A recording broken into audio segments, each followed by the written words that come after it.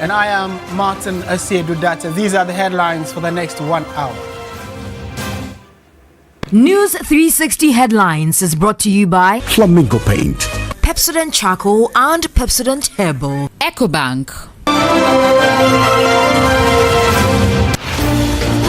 With Burkina Faso banning export of fresh tomatoes, calls intensify for Ghana to focus on improving local production of tomatoes.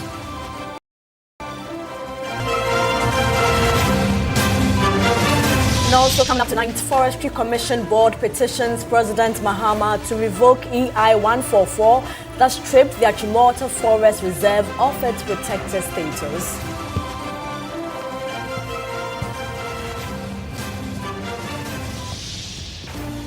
And later in the bulletin, Parliament ratifies new lithium mining agreement, which introduces a sliding scale royalty regime and a 1% community development fund. Coming up in business news, the Association of Ghana Industries seeks government dialogue to cushion economy from Middle East conflict.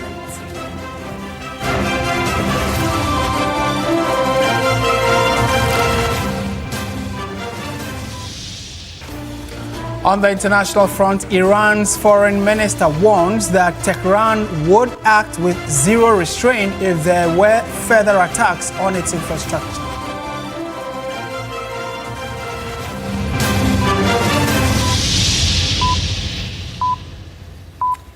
We have details of all these stories and many more coming up in the next 1 hour. Do stay with us. We're starting from a very shocking story that broke earlier today, which is that Ghana could be heading for a tomato shortage following a decision by the neighboring country, Burkina Faso, to ban the export of fresh tomatoes. The move, which will take immediate effect, is already sending shockwaves through markets across the country. Authorities in Burkina Faso announced the indefinite suspension of fresh tomato exports as part of efforts to prioritize local processing and ensure adequate supply for domestic industries. The directive also halts the issuance of export permits, giving traders only a short window to complete existing shipments before the ban is fully enforced. Officials say the policy is aimed at strengthening the country's agro-processing sector and reducing reliance on raw exports. But the decision is expected to have immediate consequences for Ghana, which relies heavily on tomatoes exported from Burkina Faso, especially during lean farming seasons.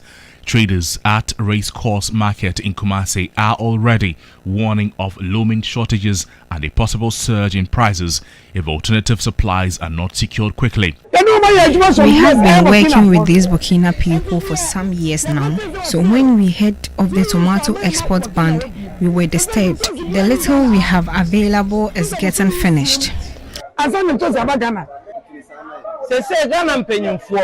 We want Ghana authorities to help us get the tomato, else in 2 weeks' time we might not have tomatoes in Ghana to eat.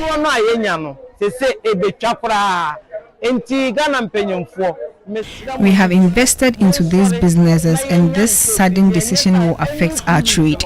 We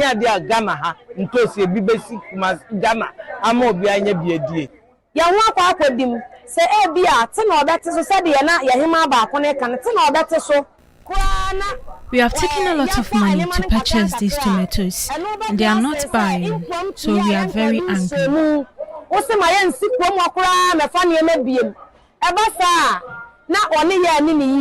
The development has also reignited concerns about Ghana's dependence on imported tomatoes, with stakeholders calling for urgent investment in irrigation, storage and local processing to boost domestic production.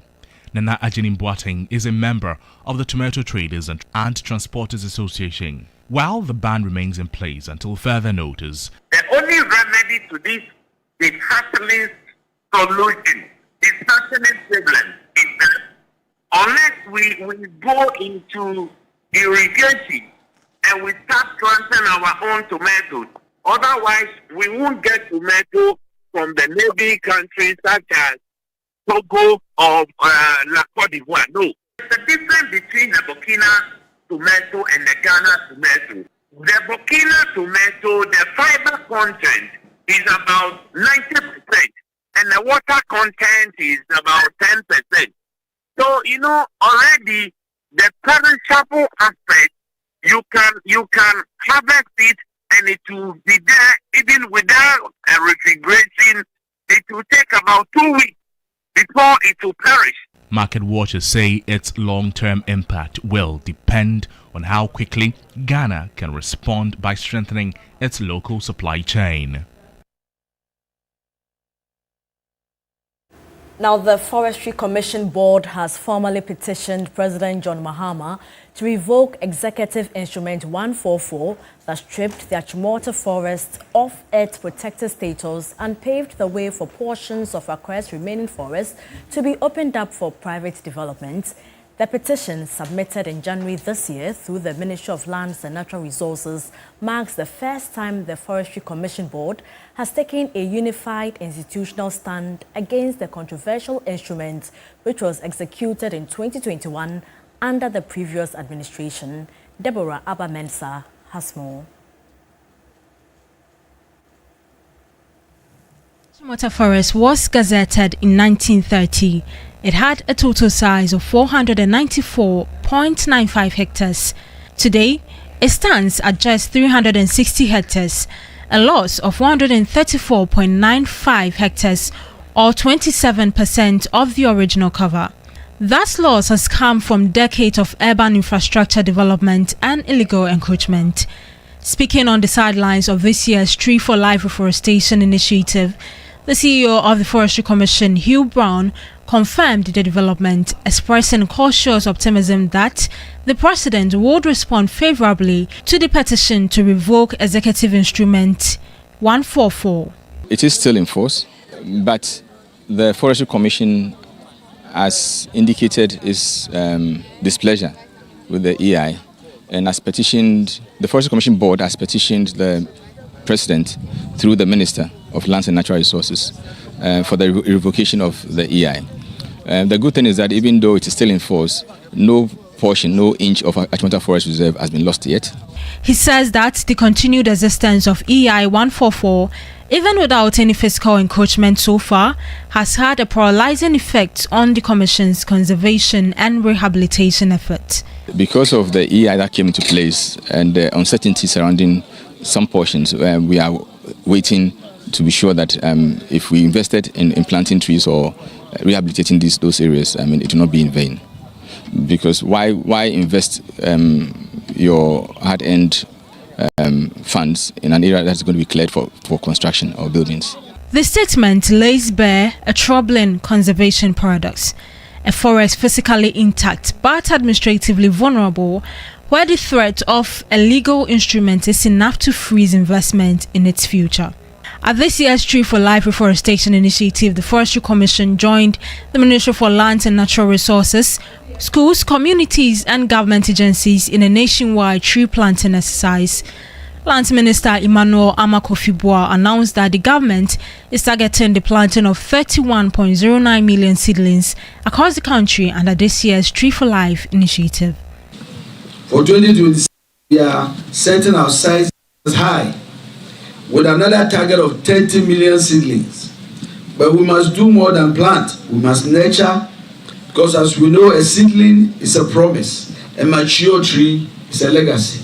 We must protect these young trees from bushfires, illegal logging and encroachment of activities like illegal mining, which we are tackling or head on with our hard-working forestry guards in collaboration with the security services. The announcement, however, sits in sharp tension with the unresolved status of the EI 144. Environmentalists and conservation advocates have repeatedly questioned how a government can credibly commit to planting tens of millions of trees while a legal instrument authorizing the removal of protected forest land remains on the books. Now, Parliament has approved a revised lithium mining agreement with Barari DV Ghana Limited, which introduces a sliding scale royalty regime for maximum benefit of 12% based on corresponding market prices. The new deal also introduces 1% community development fund for projects in the mining communities, but the minority has opposed the agreement on principle that their concerns were not considered by the lands minister in the final draft. Christian Yale reports. The history of lithium mining in Ghana dates back to at least 2012 when Barari DV Ghana Limited, which is a subsidiary of Atlantic Lithium Limited, started exploring in Ghana. It was first granted a reconnaissance license to explore the Ewoya concession. The NBP government first brought an agreement that pegged the royalty rate at a static 10%. NDC brought one which was pegged at 5%. It was withdrawn. A revised one which has been approved today now brings in what is called a sliding scale royalty regime, so that based on the pricing regime on the global market, Ghana gets the corresponding rate. The Minister for Lands and Natural Resources has justified this decision. There was a lot of noise made about the fact that royalty was reduced to 5%. Today, I'm proud to say that at the current rate, the royalty will be 12% and not a 10% fixed rate, because of the sliding scale that has been approved by the House. The new deal also brings what is called the 1% Community Development Fund. The minority, especially the former finance minister, is of the view that 1% is inadequate. Because of the environmental concerns, communities that will be affected are too exposed. But I see only 1% of annual revenue required to be put in a community development fund. This may not be enough if you match it against the enormous negative footprint lithium production could bring to our communities. And so I propose that we should increase it to 2%, if not even 3%. The minority leader led his caucus to vote against the revised lithium mining agreement. The entire 87 minority caucus of this House votes en bloc against this, to the extent that, Mr. Speaker, the minister did not carry our concerns on board and insisted to carry the report in its present form and shape. We cannot be part of this. This agreement grants the company a 15-year mining lease, but it is renewable based on the Minerals and Mining Act. That the government also indicates that, unlike in other mining companies, that the country has a 10% free carried interest. In this lithium case, government says it has negotiated a 13% free carried interest. As many as are in favor of the motion say aye. Aye. Those against say no. Honourable members, the ayes have it. The motion is adopted. The Lands and Natural Resources Committee of Parliament engaged stakeholders, including chiefs from the Infantiman area, and factored all their recommendations and suggestions into this revised agreement. But the minority has opposed it. We look forward to see how the subsequent days will turn out to be. Christian Yale, TV3 News, Parliament. And away from Parliament, the Vice President, Professor Nana Jane Opoku-Agyeman, has called for sweeping reforms in state-owned enterprises, urging stronger accountability and improved performance across the sector. She made the call at the State Interest and Governance Authority 2026 Annual Conference in Accra.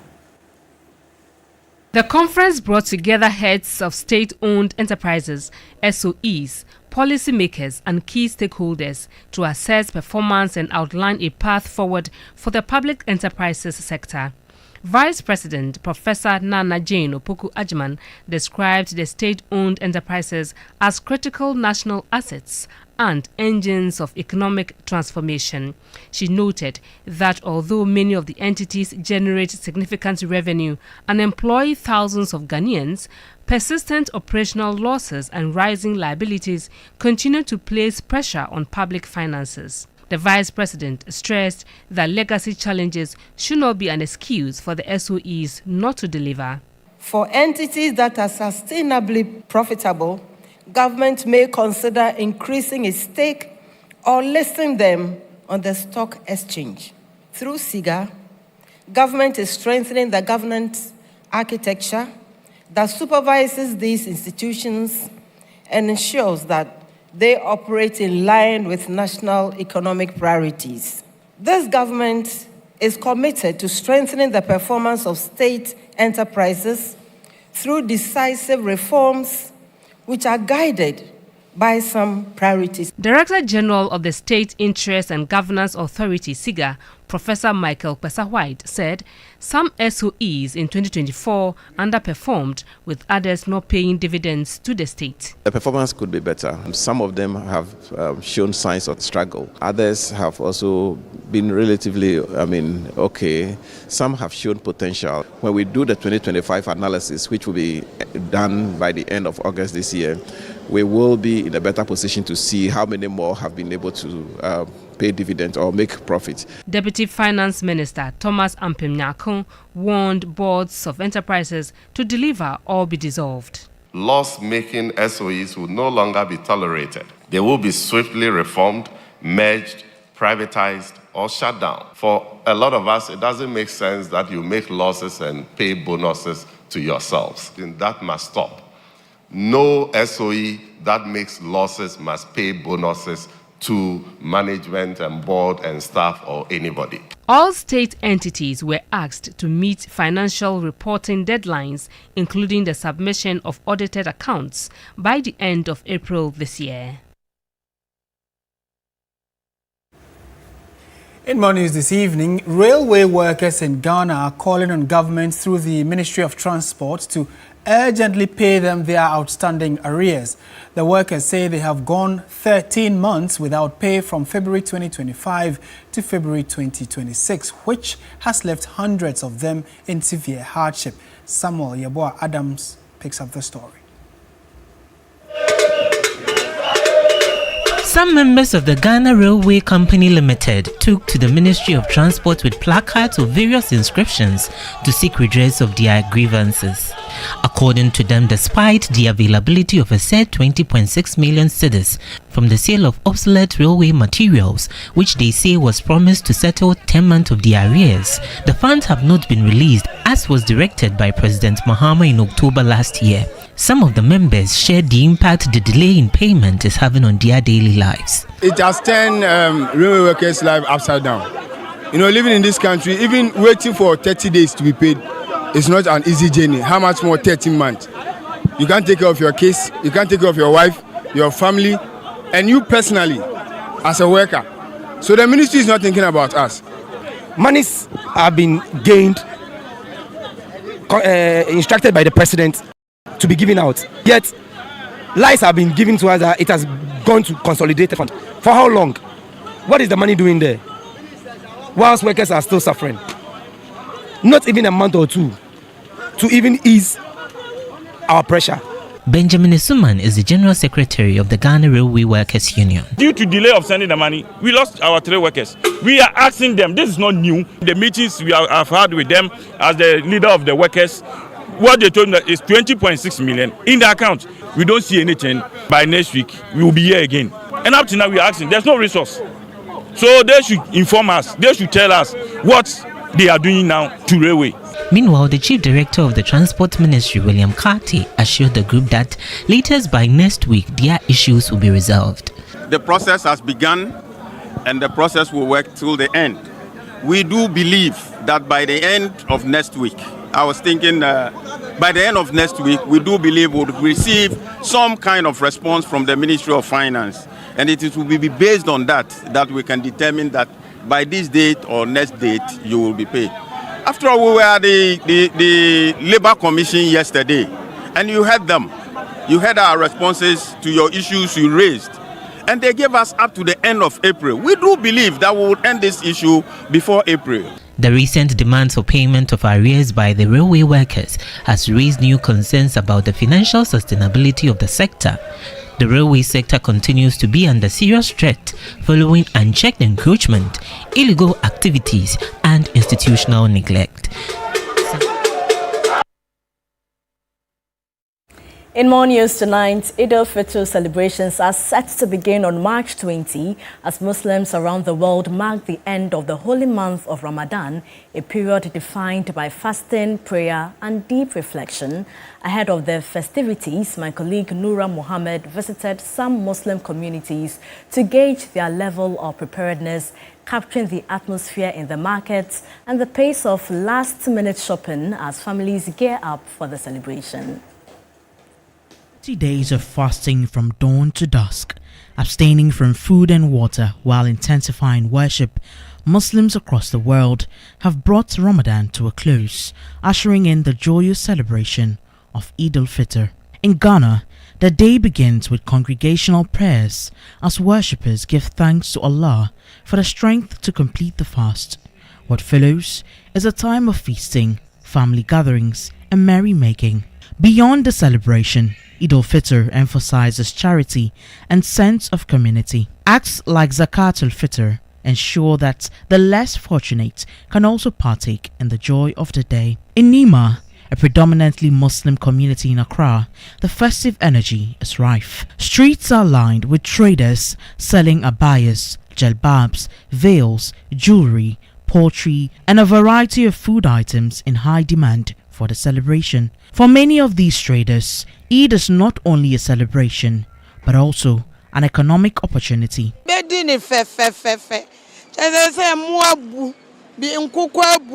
I will enjoy myself this Eid. Prices of goods have reduced and so we'll be able to celebrate it well. All we pray for is peace worldwide, especially in the countries that are currently experiencing war. We pray to Allah for peace. Afia kwa prabetu ye wonkwa bebre na eko enso adumadumi nti ye bompa esebe ya asunjue. We thank God for bringing us this far. Market is not booming this Eid as it did in previous years, but the little we are able to sell is enough for us. Ba we ba kasuwa ba alhamdulillah rabbil alamin saboda mu yan sadaka ya mun yi yawa albarkacin Allah da the market is good. Although some are not able to sell as much, more traders are able to engage in business due to the dollar rate. I'll be praying at Medina, and after prayers, I'll go back home, cook, and share the food with my Christian brothers and sisters. For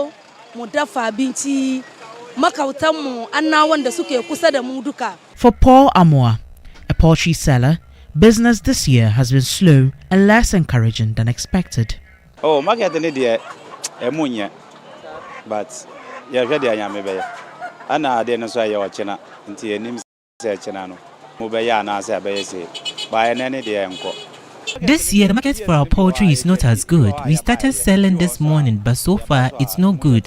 As tomorrow is the Eid, we hope to make more sales then. Some years the Eid sales are great, some years it's not.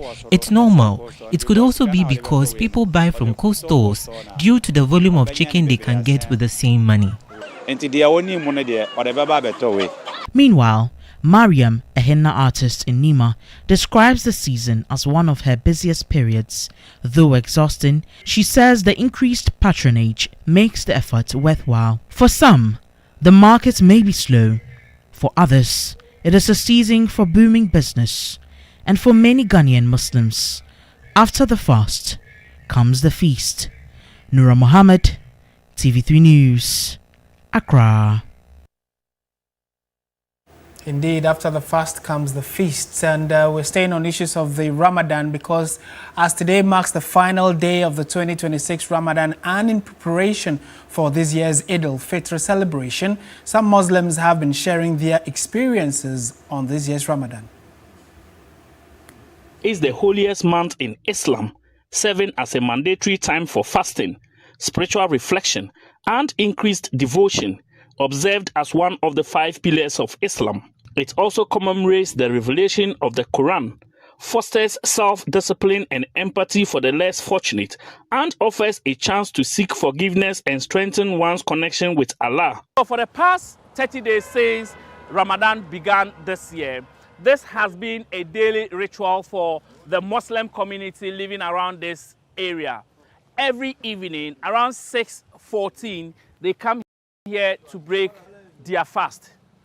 For them, This year's Ramadan has been one that is characterized with more blessings despite the harsh weather conditions. Happy. It is a moment of reflection, a very humbling moment, of course.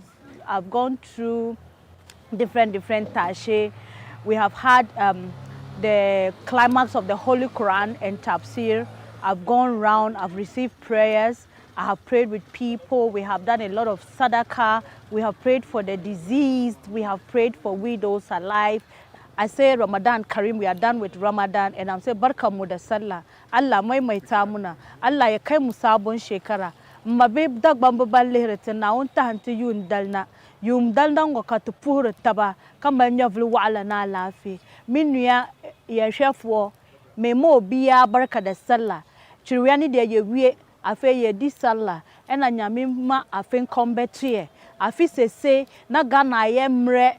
Actually, the 2026 Ramadan fasting becomes so easy for us. I will not tell lies. With the help of God, everything has gone through well.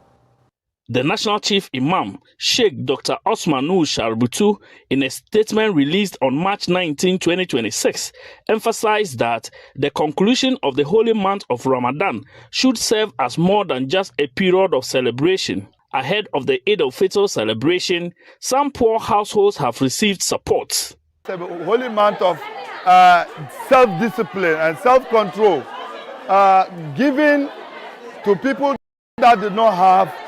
We have to extend our helping hand to people that did not have. That is Ramadan. The kind donation that you are seeing is a kind gesture by the UA.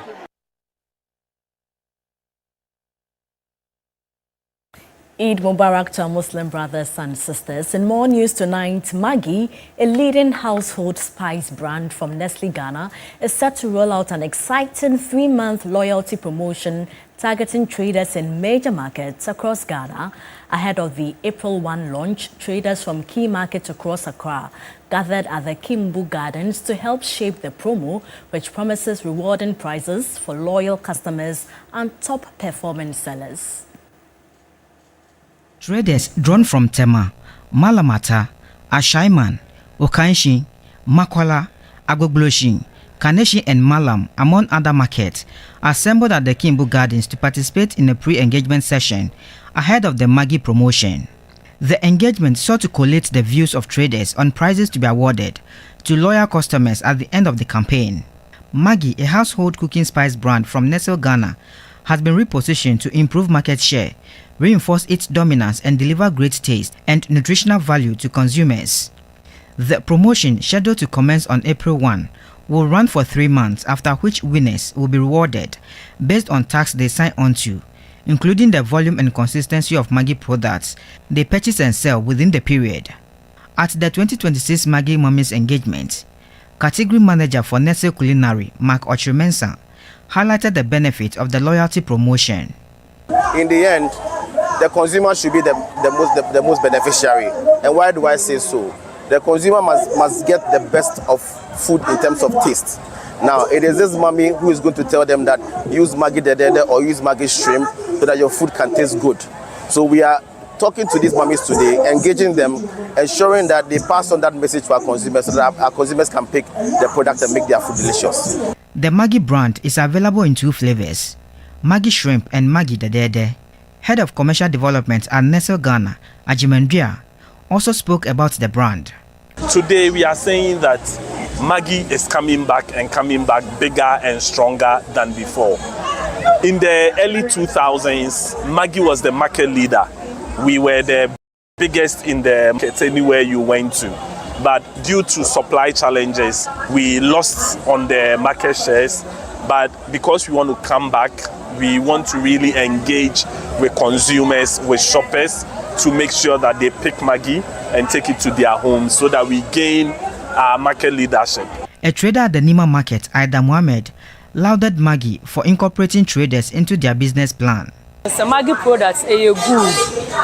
very, very good. And so be easy because we have problem there. And the other ones, no one to baby cry, no more focus on Maggi home. A cooking competition featuring Maggi products was later held for traders, with winners receiving prizes.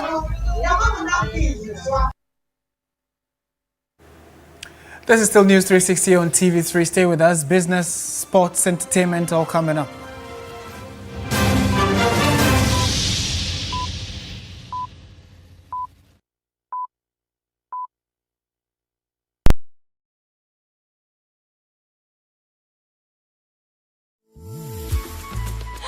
I love President Charcoal.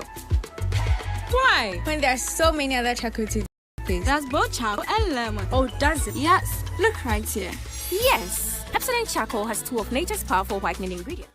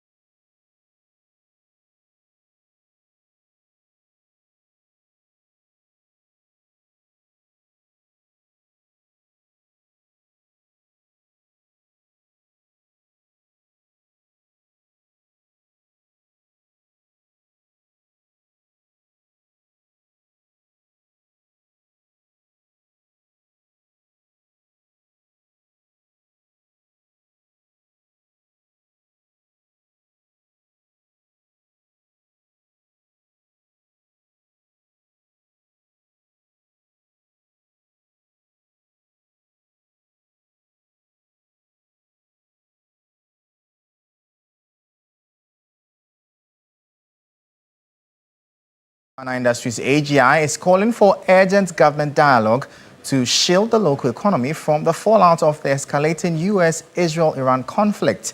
While Ghana has seen a significant stabilization of macroeconomic figures, President of AGI, Dr. Kofi Nsiapoku, fears the surge in global oil prices could reverse these hard-won gains. Currently, the US dollar is trading around 11 cedis, while inflation has cooled to 3.3%. Additionally, interest rates have dropped to approximately 14.55%, with industry experts optimistic that they could fall as low as 10% in the near future. Despite these gains, the AGI warns that the new war has already begun to impact global oil prices, now hovering around $110 per barrel. Which is going to make transport costs expensive. Oil use or fuel use in production will be expensive, and this will impact on the production cost of the products we are making.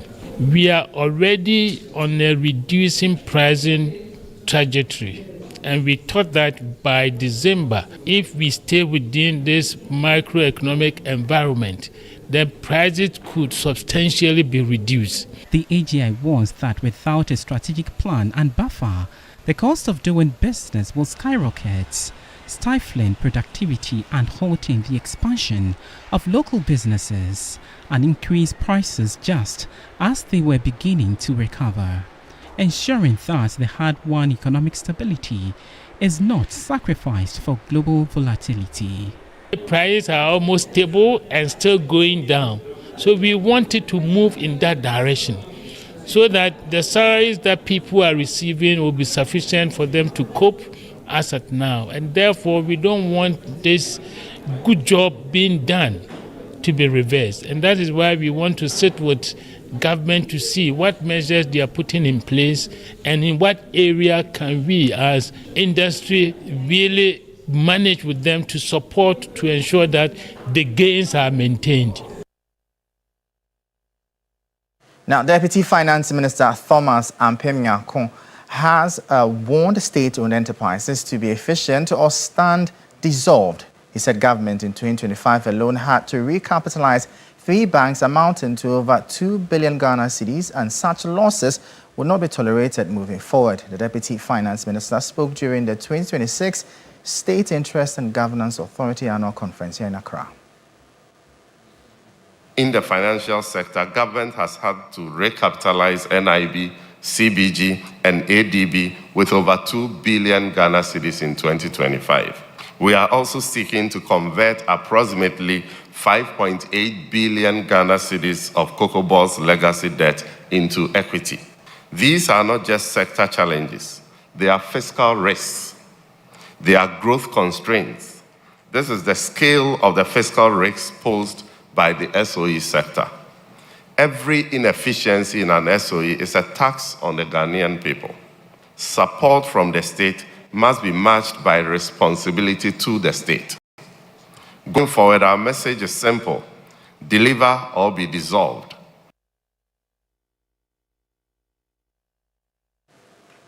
Now, access to finance remains a major challenge for many women in Ghana, especially those running small and medium-sized businesses. To address this, Stanbic Bank Ghana has launched Obasima, a dedicated women's banking program designed to support and empower women financially. Is Stanbic Bank's latest initiative aimed at closing the gender financing gap. According to the Chief Executive, Kwamina Asumening, the program is tailored specifically for women, offering financial solutions and business support to help them grow and sustain their ventures. Obasima is a solution that addresses a need that women in Ghana have. Individuals, entrepreneurs, big business owners, professionals. Women have been identified as a demographic that is underserved as it relates to financial solutions. And today, Stanbic has launched its proposition to address this need.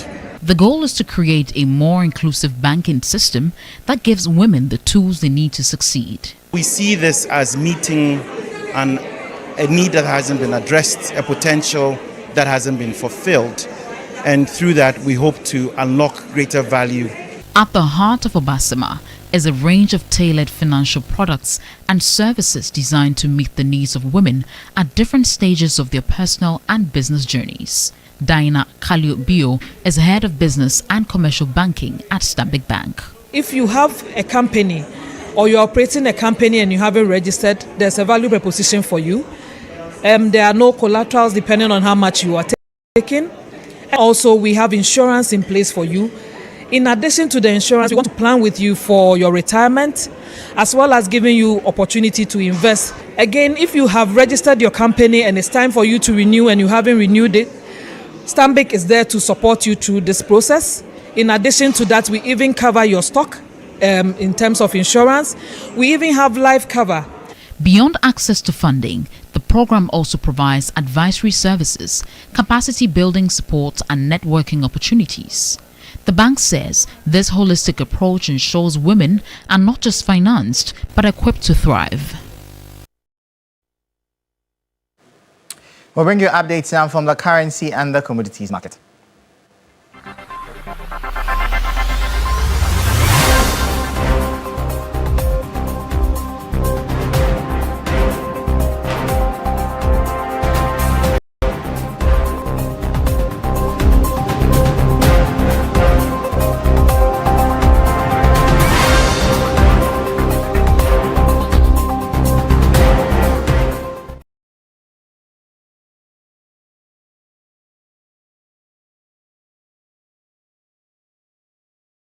I am Michael.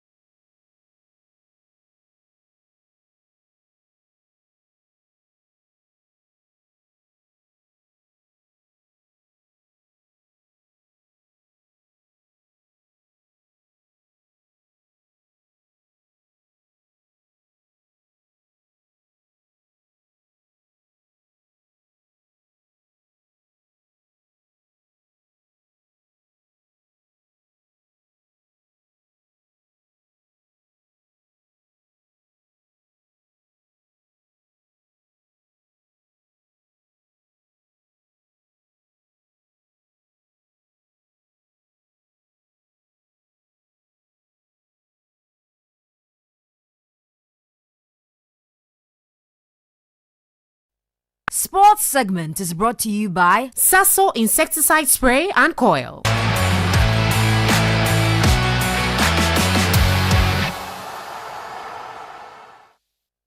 Time for sports here on News360. My name is Mutala Yakubu. Now in Obuasi, a town where football once served as the heartbeat of community life, silence replaced the roar of match days after Ashanti Gold's demotion in 2022. But now, hope is returning, carried by a new team, a familiar name, and a growing belief that top-flight football could soon be back. Here's the story of AshGold 04 and Obuasi's renewed dream, told by Emmanuel Osu.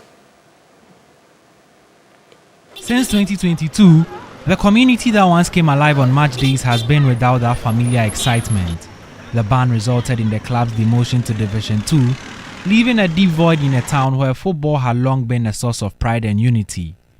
Today, however, a new breeze is blowing, a renewed dream to restore pride to Obuasi. A Division 1 side, Bekwai Heroes, relocated to Obuasi and was named FC AshGold 04. The name change meant far more than just football. It symbolized a return of identity. After 22 matches in Division 1 Zone 2, the club sits top of the table with 46 points, holding a 5-point lead over second place the Busia Dwarfs. The club's general manager Alhaji Ibrahim Jibrin revealed that convincing the people of Obuasi to embrace the new project was not easy. However, he insists the vision is clear and firm. The new FC AshGold is here to stay. We were able to convince them and let them know that if the old Ashanti Gold is there, they should bring it back. All that we needed is we want to get a team in Obuasi, because Obuasi have the pride of a premiership team for so many years. If we have two teams in Adanse, we don't see it we have the problem, because there was Adanse Mine and there was Ashanti Gold. We are all playing. What we told them is that we are bringing Ashanti Gold, FC Ashanti Gold, for the community to get a premiership team. The club has strengthened its technical team with the appointment of former Asante Kotoko head coach Karim Zito, who has been tasked with steering the affairs of the side until the end of the season. Since his appointment, Zito has overseen 2 matches, winning both games, while his team has scored 8 goals and conceded just 2. The former Dreams FC coach explained why he took on the role shortly after leaving Kotoko and highlighted the significance of qualifying to the Ghana Premier League. From the beginning, I was here when they were doing the Justify. I was in control of the technical side of the team, so already I was part of it before the decision for me to come and then help to achieve the objectives we set for ourselves. There's no task beyond somebody until you finish it. That was the target we set before we start the league. Now I wanted to qualify. I know this is the task. So we have to fight, and I think for now I'll tell you we are on course. Former player of Ashanti Gold SC and now part of AshGold 04, Roland Pong, has been delighted with Zito's arrival. He highlighted the tactician's impact while reliving the differences between the old AshGold and the new one. Coach Zito is a very experienced coach.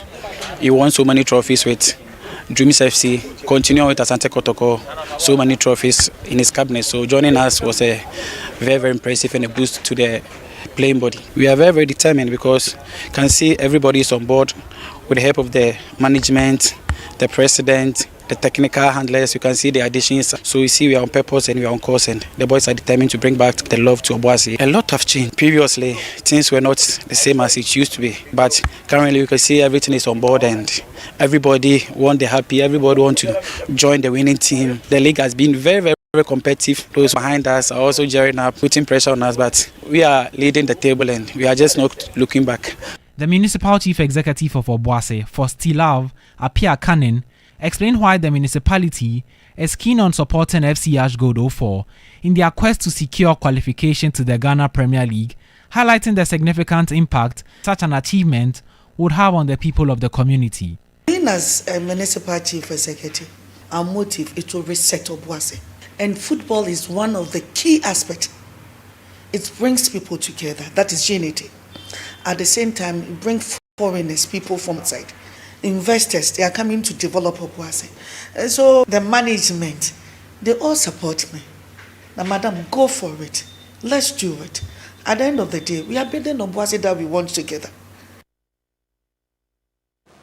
AshGold 04 are currently on top of the Division 1 league, that is the Zone 2, and are on the brink of qualifying to play in the Ghana Premier League next season. That's all by way of sports here on News 360. My name is Mutala Yakubu. Entertainment is next.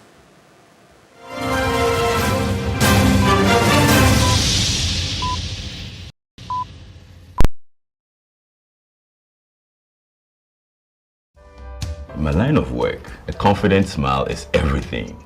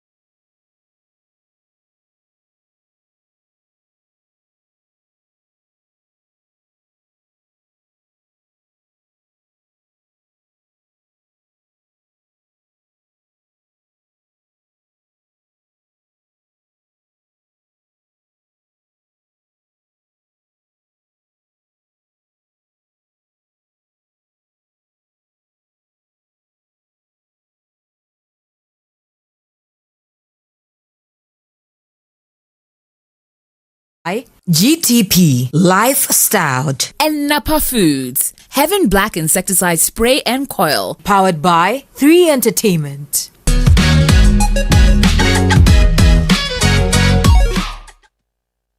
And tonight in this segment, currently underway at the Ghana Village Play and Connect 2.0, powered by Creator Circles, is turning the venue into a vibrant hub of creativity, connection, and pure excitement, bringing together content creators, influencers, and creatives. The event blends high-energy games, engaging activities, and meaningful networking opportunities. With this week's bazaar seamlessly woven into the experience, attendees are enjoying a unique fusion of entertainment and collaboration, all within one lively space. Let's now cross over to the Ghana village and see what's happening there. Happens to be the 3rd edition. Of course, Kivo gave us some free food, some fufu and omoto went down earlier. And so we have so many people, like I said. We have some contestants from the just ended season of Mentor. And also, I have Feli Nuna. I'm going to get into a conversation with her pretty shortly. Please do join me. Feli Nuna. I mean, she has a cup already. She's in the mood. She's in the vibe. Sweetheart, how are you feeling? I'm having so much fun. I can see that. Yes, I was here earlier for PM Extra. I was a judge on their first task. Yes, and I got stuck here because I came. It's the creator circle. So amazing. We have so many beautiful, talented, experienced, creators in the building, and it's been so nice engaging and networking with everybody.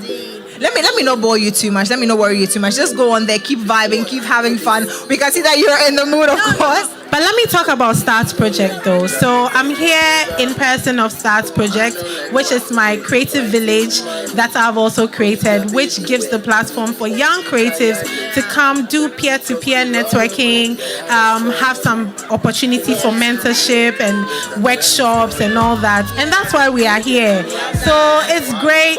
Guys, Ghana, the future is female. Indeed. Well, you heard it from the queen herself, but I have some contestants from Mentor real shortly. DNA is here. Of course, there's Andy Kwams, there's Mr. Mensa, there's Slim, quite a number of them. But in like 30 seconds, how's the vibe? How are you feeling today?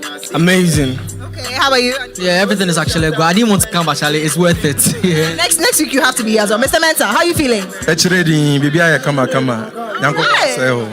So you're going to be here next week, yes? Every day, here be home sweet home.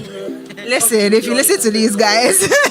But there's still some games that are being played at the back as well. They're playing FIFA. And so that's how we're going to be ending. We're going to give you the chance to just take a look at what's happening. But let me go up. Let me try and see if I can interact with a few people. Okay, every single person is locked in. Like, they don't want to lose the game. So I don't know how I'm going to do that interaction. But basically, they're playing the game. They've got a few rounds. I'm sure that some people have won already and they're facing each other. So these are some of the sights and sounds right here at the Ghana Village. There's a pool game. There's so much to drink. There's so many content creators around, and it happens to coincide with Play and Connect by Creator Circles. And so that's what we have for you today on the news. I'll be handing over to you in studio.